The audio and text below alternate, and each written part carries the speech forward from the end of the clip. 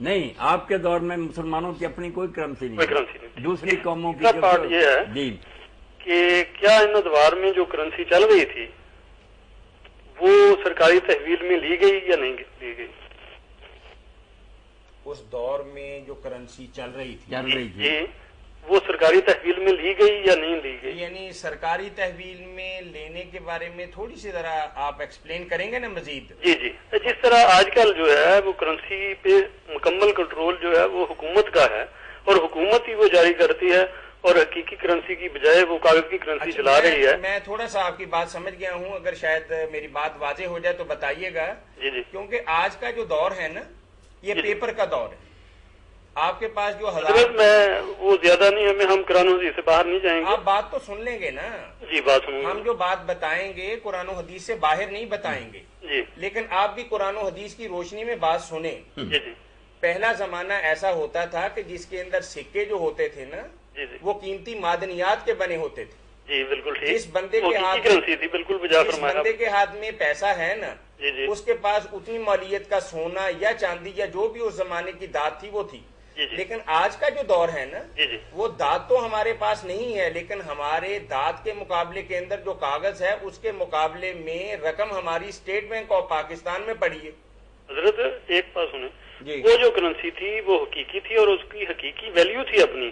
اب کاغذ جو ہے نا اس کی حقیقت جو ہے نا ان کے برابر نہیں، نہ ایک جو 1000 کا نوٹ ہے اس کو جو پیپر لگا ہوا ہے وہ 1000 کی ویلیو کے برابر نہیں ہے، اس کی قیمت، اس کی جو اپنی حقیقی قیمت ہے۔ جی اس وقت کی بات آپ نے پوچھی ہے نا کہ یہ بالکل آپ نے بجا فرمایا کہ یہ حکومت نے اس کو اتھارٹی لیٹر کے طور پہ جاری کیا ہے، لیکن حقیقت میں یہ ہے کہ اس کے پیچھے کوئی مال موجود نہیں ہے حکومت کے پاس۔ آپ یہ دیکھیں کہ آج سے کچھ برس پہلے یہ کرنسی کا کاروبار کچھ اس نوعیت کا نہیں تھا، جس کے پاس پڑی ہے اس سے وہ کاروبار کر رہا ہے۔ آج کے دور کے اندر حکومتیں کہتی ہیں کہ ہم آپ کی سرپرستی کرتے ہیں، آپ کے سرمایہ کو سنبھال کے رکھتے ہیں، آپ کو جو مطلب دے رہے ہیں نا آپ کو پیپر، اس کی ویلیو ہمارے پاس ہے۔ اب تو حکومتوں کا کنٹرول آ گیا۔ آج کیسے آ گیا؟ جب اللہ رسول نے نہیں کنٹرول دیا، انہوں نے نہیں لیا اس کا کرنسی کا کنٹرول، اور ہم اب یہ افراط زر جیسی بیماریاں اور لوگوں کو حکومت بیوقوف بنا رہی ہے، کاغذ پہ ٹھپا لگا کے وہ اس کو اتھارٹی لیٹر بنا دیا ہے۔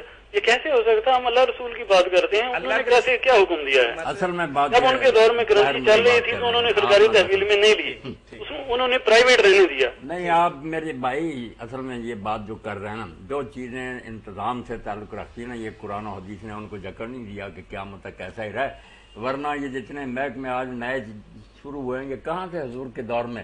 ایسی باتوں میں قرآن و سنت کا مطالبہ نہیں کرنا چاہیے۔ قرآن و سنت نے اصولی باتیں کہہ دی ہیں، یہ زمانے کے حالات ہم دیکھنا چاہتے ہیں وہ ایسا نہ نہیں، یہ سارا جو ویزے اور پاسپورٹ دوسرے، یہ ضرورت ہے وقت کی، اور یہ ملک کا انتظام کر، آپ کو چھٹی مل جائے سارے لوگوں کو سکے ڈالنے کی تو کیا بنے گا؟ افراط زر تو پھر ہوگی۔ اب تو پھر بھی حکومت ایک حوالہ دیتی ہے، وہ لکھ کر دیتی ہے کہ اگر آپ آئیں گے تو اتنی رقم آپ کو دی جائے گی۔ اگر لوگ بنانا شروع کر دیں نہیں، یہ کوئی بات نہیں، ان معاملات میں مال موجود نہیں ہے حکومت کے پاس، نہیں کوئی موجود ہو یا نہ ضمانت ہے نا، ورنہ اس نوٹ کو کیوں لیتے ہیں لوگ؟ ادھر پھول کے بنے ہوئے نوٹ ہیں، وہ نہیں، ایک آنے کا نہیں چلتا، یہ ہم لے لیتے ہیں 1000 کا 10,000 کا۔ پیچھے پتا ہے کہ حکومت نے وعدہ کیا ہے کہ لوگ لے کر آئیں گے، اس لیے یہ کاغذ نہیں آپ اس کو سمجھ سکتے، یہ باقاعدہ رقم کی رسید انہوں نے لکھ کر دی ہوئی ہے۔ تو ایسے معاملات میں دائرہ اباحت کا ہے کہ وہ حاکم وقت جیسے مناسب سمجھے کر سکتے، باقی بدماشیاں جو حکومتیں کرتی وہ تو میرے بھائی الگ رونا ہے نا۔ باقی ایسے معاملات میں آپ جکڑ نہیں سکتے کہ حکومت یہ نہ کرے وہ نہ کرے، ٹریفک کے قوانین بنانے پڑتے، اب کہاں سے ہم قرآن و حدیث سے نکالیں گے کہ دائیں ہاتھ چلنا کہ بائیں ہاتھ چلنا؟ تو ایسی نہیں، کوئی نہیں، یہ بھی آپ کی اپنی مرضی ہے، یہ کوئی ایسی بات نہیں کہ بائیں ہاتھ بھی اگر ایک تو چیز ہے نا وہ اب نئی پیدا ہو گئی ہے، حالات بدل گئے ہیں۔ کرنسی اس وقت موجود تھی، نبوی دور میں موجود تھی، راشدین کے دور میں موجود تھی، یہ بھی دیکھنا چاہیے آپ کو۔ تحویل میں کیوں نہیں لیا؟ اگر یہی بات ہوتی تو رسول اللہ کافروں کی کرنسی کیوں استعمال کرتے؟ اپنی بناتے۔ قرآن و حدیث کو اس سے کوئی تعلق نہیں کہ کیا کرنسی چل رہی نہیں، رومیوں کی چل رہی تھی۔ اب ہم جو ہے نا وہ اب یہ مرکز بن گیا ہے کرنسی جو ہے، اب جیسے آپ نے فرمایا کہ ہر چیز اس کے گرد گھوم رہی ہے، اور کیا بات ہے کہ اللہ نے کوئی یہ معلوم نہیں تھا کہ یہ قیامت کے نزدیک کس طرح بڑھے گی، اس کے بارے میں کوئی احکامات جو میرے بھائی سوچنے کی بات ہے کہ اللہ کو معلوم تھا، اسی لیے دخل نہیں نہ دیا کہ کیوں میں اس میں دخل دوں، یہ وقت کے ساتھ ساتھ لوگ جو مناسب سمجھنے کریں گے۔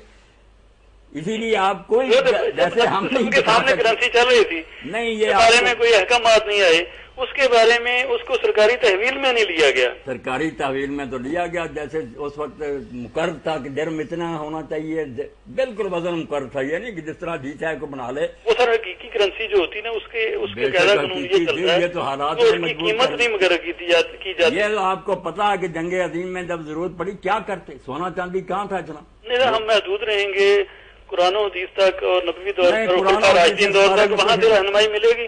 اب تو بعد میں گمراہی ہے. توبہ توبہ، اس کو گمراہی کوئی نہیں کہہ سکتے. آپ کے ہاتھ میں اگر اسلامی حکومت ہے، آپ کو کئی نئے ایسے انتظامی معاملے کرنے پڑیں گے.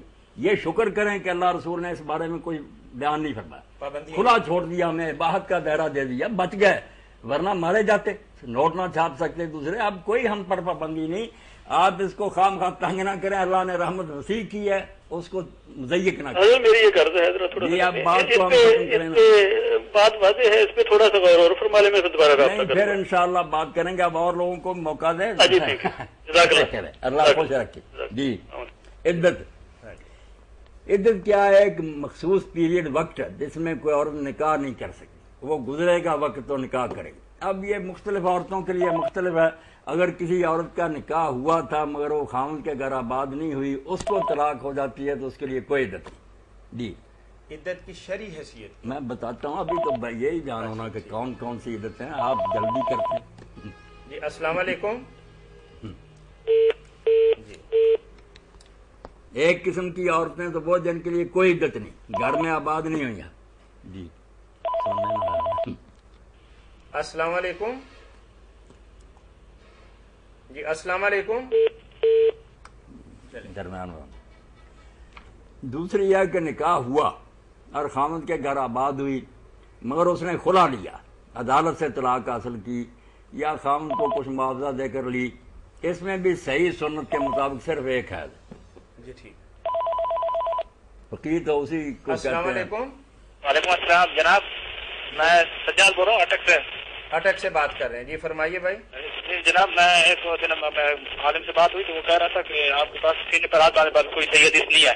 تو میں نے کہا میرے پاس صحیح حدیث ہے. تو میرے پاس تو آپ کے پاس تو نہیں تھی. میں نے کہا پوچھ لیتا ہوں آپ سے، کچھ صحیح حدیث ہے تو بتا دیجیے گا. کیا پوچھ رہے ہیں آپ؟ ہیلو. ہاں جی، آپ کیا پوچھ رہے ہیں ہم سے؟ میں پوچھ رہا ہوں سینے پر ہاتھ باندھنے کے بارے میں کچھ صحیح حدیث بتا دیجیے گا. سینے پر ہاتھ باندھنے کی صحیح حدیث کے متعلق آپ پوچھ رہے ہیں نا؟ جی جی جی. ہاں جی بالکل. سینے پر ہاتھ باندھنے کی کوئی ایسی روایت جو بالکل ہر خلل سے پاک ہو وہ تو نہیں ہے، مگر چونکہ ابن خزیمہ نے جو روایت لکھی ہے اس میں معمولی ضعف ہے. محمد بن اسماعیل جو ہے نا، تھوڑا سا اس کا حافظہ کمزور کہا جاتا ہے، ورنہ وہ سچا ٹھیک ہے. اور دوسری طرف طاؤس کی بھی مرسل روایت موجود ہے صحیح سند سے. اور طاؤس کی مرسل روایت جو ہے نا وہ بھی بالکل صحیح ہے، صرف تابعی سے ہی مروی ہے نا، مرسل ہے. اب جو لوگ یہ قبول کرتے ہیں کہ مرسل روایتیں بھی ٹھیک ہیں، ان کو تو ماننا چاہیے کہ ادھر مرفوع روایت ہے ساتھ یہ مرسل ہے، مل جل کر یہ دونوں کمی ہو جاتی ہیں. تو ہاتھ سینے پر باندھنے دوسروں کی نسبت زیادہ کمی. اچھا جی، یہ صحیح حدیث ہے. ہاں، محمد بن اسماعیل کی جو اس میں یہی ہے کہ حافظہ اس کا ذرا معمولی سا کمزور تھا، اور تو کوئی اس پر اعتراض نہیں.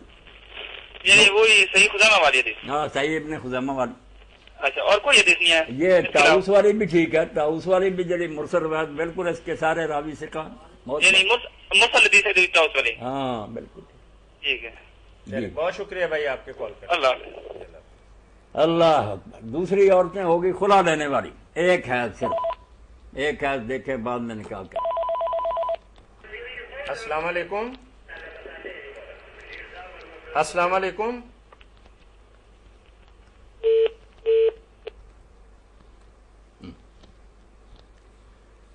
تیسری قسم کی وہ عورتیں ہیں کہ گھر میں آباد ہوئیں، ان کو خاوند نے طلاق دی.